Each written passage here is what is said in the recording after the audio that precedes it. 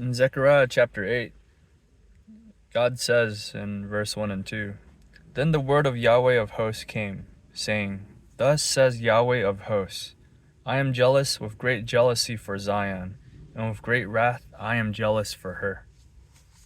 Well, we see the Lord is jealous for his people. Before he brought wrath on them due to their sin. But there is coming a day when God will do good to the Jews and keep his promise to them.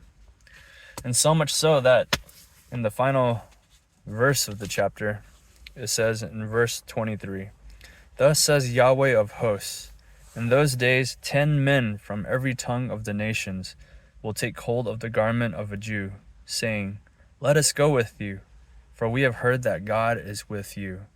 Wow. They're going to be so blessed that even the Gentiles, non-Jews, will know that God is blessing the Jews, is with the Jews and fighting for them and loves them. And the points in Family Worship Bible Guide, very good, very applicable.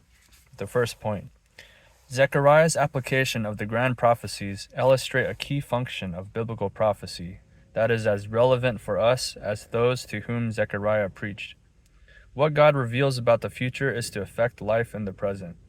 Although those who heard Zechariah's message never personally witnessed the fulfillment of all the details, they were to be encouraged and to engage fervently in serving the Lord, rebuilding the temple.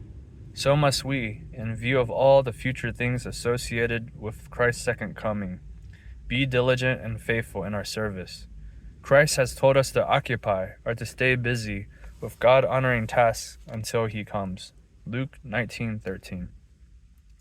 And here we see also God is telling the Jews that I'm coming to bless you again. So what do? Do righteousness now. And not only turn back to him, but obey his commands.